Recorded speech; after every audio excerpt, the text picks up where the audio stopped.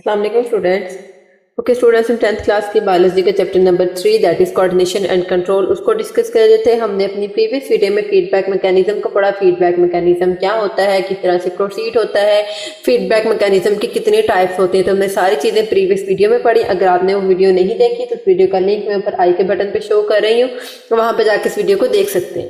Okay आज का topic हम स्टार्ट करेंगे that is disorders of nervous system. ये हमारे इस चैप्टर का लास्ट टॉपिक है जिसमें हम क्या पढ़ेंगे, डिसऑर्डर्स पढ़ेंगे नर्वस सिस्टम की। नर्वस सिस्टम को कौन कौन सी डिसऑर्डर्स हो सकती हैं, कौन कौन सी बीमारियां हो सकती हैं। तो अगर हम डिसऑर्डर्स ऑफ नर्वस सिस्टम में सबसे पहले देखें तो हम देखेंगे इसमें कुछ कैटेगरीज हैं नर्वस सिस्टम की डिसऑर्डर्स की, वो दो हम पढ़ते हैं। नंबर 1 है हमारे पास वेस्कुलर डिसऑर्डर और नंबर 2 है हमारे पास फंक्शनल डिसऑर्डर्स। नंबर 1 हम पढ़ते हैं इसमें वेस्कुलर डिसऑर्डर्स। वेस्कुलर डिसऑर्डर्स क्या होती हैं, किसकी वजह से होती हैं? These are due to any disturbance in blood supply to the nervous system. के नर्वस सिस्टम की तरफ ब्लड सप्लाई में कोई भी डिस्टर्बेंस आ रही है, कोई भी इसमें चेंज आ रहा है, तो उस डिसऑर्डर को हम क्या कहेंगे, वेस्कुलर डिसऑर्डर। इसकी एग्जांपल में हम क्या रहते हैं, पैरालिसिस। पैरालिसिस क्या है, इसमें इसके क्या सिम्टम्स हैं, क्या ट्रीटमेंट है, ये भी हम इंशाल्लाह इसी वीडियो में पढ़ेंगे। दूसरी टाइप हम इसमें पढ़ेंगे फंक्शनल डिसऑर्डर्स।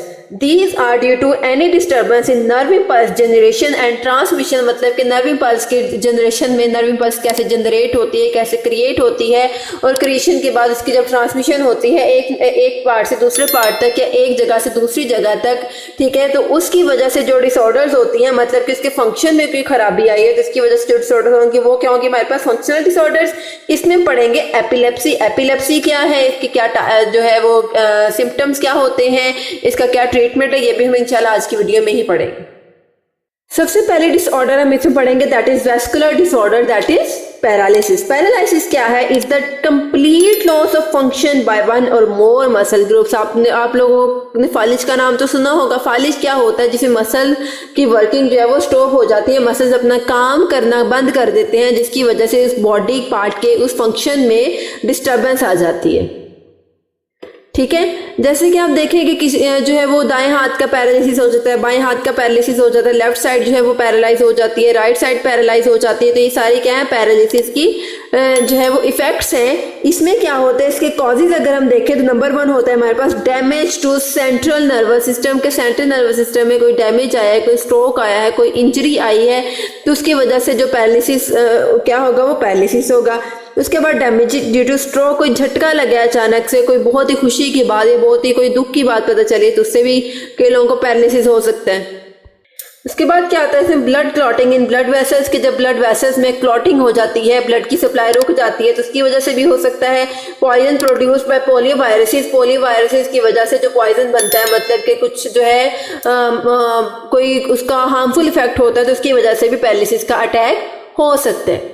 ठीक है, इसके बाद अगर हम इसके सिम्टम्स देखें, पैरालिसिस के सिम्टम्स क्या है, सिम्टम्स ऑफ पैरालिसिस। पेशेंट में have weak paralysis throughout body और have paralysis in one side of the body. के या तो उसकी पूरी बॉडी में पैरालिसिस होगा या उसकी बॉडी की वन साइड में, या तो राइट साइड में या लेफ्ट साइड में होगा। पैरालिसिस में also be in the lower extremities और in all four limbs. Lower extremities मतलब कि सिर्फ नीचे वाले धड़ पे, टांगों पे हो सकता है।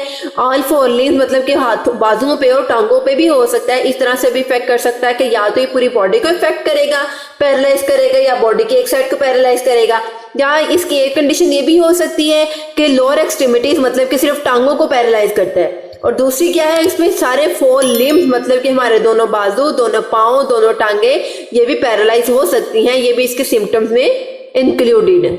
ओके, उसके बाद हम सेकेंड डिजीज इसमें पढ़ेंगे that is epilepsy. Epilepsy is a nervous disorder in which there is abnormal और excessive discharge of nerve impulse in brain. ठीक है, कि जब हमारे ब्रेन में एक्सेसिव या एबनॉर्मल नर्व इम्पल्स का डिस्चार्ज होता है, मतलब कि बहुत ज्यादा नर्व इम्पल्स जो है वो डिस्चार्ज हो रही हैं, बहुत ज्यादा नर्व इम्पल्स मैसेज को क्रिएट कर रही है, मैसेज को ट्रांसफर कर रही है, तो उसकी वजह से जो डिजीज होगी दैट इज एपिलेप्सी। इसको हम आम जुबान में मिर्गी का दौरा भी कहते हैं। ठीक है, आम कुछ लोग जो पुराने ख्यालात के लोग हैं वो ये कहते हैं कि जो जिसको मिर्गी का दौरा पड़ता है वो कहते हैं कि इसको जिन्नात का सा है। ऐसा कुछ भी नहीं होता। उसमें क्या होता है, एपिलेप्सी में बहुत ज्यादा नर्व इम्पल्सिस जो है वो ट्रांसफर हो रही है एट अ टाइम, तो इसकी वजह से जो है उसको दौरे पड़ सकते हैं, जिसको हम क्या कहते हैं, एपिलेप्सी। इसके अगर हम सिम्टम्स ऑफ एपिलेप्सी देखें, एपिलेप्सी की क्या क्या सिम्टम्स हैं? It causes unprovoked seizures in patient. Unprovoked मतलब के जो अनप्रोवोक्ड सीजर्स मतलब कि गैर इश्तियाल अंगेज उसमें दौरे पड़ते हैं, जिसकी वजह से इंसान दौरों में आ जाता है। अब जब जिस इंसान को एपिलेप्सी का दौरा पड़ता है, उसको सीजर्स के अटैक होते हैं, ठीक है, तो क्या उसके ना तो हमें उसके पास कोई लोहे की चीज रखनी चाहिए, ना तो हमें उसके दांतों के अंदर कोई चीज रखनी चाहिए, क्योंकि इस तरह से वो अपने आप को भी डैमेज कर सकता है, क्योंकि वो तो अपने होश में नहीं होता, तो अपने आप को कोई ना कोई नुकसान पहुंचा लेगा। तो इसके लिए हमें उन पेशेंट को ऐसी चीजों से दूर रखना चाहिए जिसकी वजह से उन्हें कोई भी हार्म हो, मतलब कि उनको कोई भी अटैक किसी भी वक्त हो सकता है। इसके बाद इसमें आपकी एक छोटी सी डेफिनेशन भी है, that is what is seizure. Seizure क्या है? A seizure is a epilepsy A seizure of epilepsy is a temporal abnormal state of brain marked by convulsions. Convulsions मतलब कि बेहोशी की हालत में जो उसको दौरे पड़ते हैं, उसको हम क्या कहते हैं? सीजर्स। ओके, इसके बाद हम इसमें इसके कुछ कॉजेज पढ़ेंगे। Causes of epilepsy in younger, छोटे बच्चों में क्या होता है? एपिलेप्सी में बी ड्यू टू जेनेटिक और डेवलपमेंटल कॉजेज के जीन्स के में कोई डिफेक्ट आ जाता है, या उनकी डेवलपमेंट के दौरान कोई म्यूटेशन रह जाती है, कोई इफेक्ट आ जाता है, कोई हार्मफुल इफेक्ट, कोई जीन जो है अपनी जगह से हिल गई है, मिसप्लेस हो गई है, ठीक है, या वो डबल हो गई या ट्रिपल हो गई, तो इसकी वजह से भी ये एपिलेप्सी हो सकती है। जबकि बड़ी उम्र के लोगों में क्या होता है? In people over 40 years age, 40 साल के लोगों तक क्या होता है? Brain tumours are more likely to cause it, के जिन पर्सन को 40 साल के जो ज्यादा बंदे हो जाते हैं, अगर उनको ब्रेन ट्यूमर है, ठीक है, तो उनको भी एपिलेप्सी के दौरे पड़ सकते हैं, एपिलेप्सी की डिजीज हो सकती है। Head trauma and central nervous system infections may cause epilepsy at any age, मतलब कि इसके अलावा भी इसके बहुत सारे कॉजेज हो सकते हैं, जैसे कि सर पे कोई गहरी चोट लगना, या हमारे सेंट्रल नर्वस सिस्टम में, हमारे ब्रेन में, हमारे स्पाइनल कॉर्ड में कोई इन्फेक्शन आ जाना, उसकी वजह से भी एपिलेप्सी हो सकती है। ओके, इसके बाद हम इसमें पढ़ेंगे ट्रीटमेंट ऑफ एपिलेप्सी। एपिलेप्सी का क्या ट्रीटमेंट हो सकता है, किस तरह से इसको ट्रीट कर सकते हैं। There is no non cure of epilepsy but medicine can control seizures. ठीक है, इसका कोई क्योर नहीं है, लेकिन इसके दौरों को रोकने के लिए, इसके इफेक्ट को रोकने के लिए मेडिसिन अवेलेबल है। Patients of epilepsy have to take medicine daily for treatment as well as prevention of seizures. ठीक है, ट्रीटमेंट के लिए भी उन्हें डेली मेडिसिन लेनी पड़ती हैं, और दूसरी बात यह है कि दौरों से बचने के लिए, सीजर से बचने के लिए भी उन्हें डेली मेडिसिन यूज करनी पड़ती है।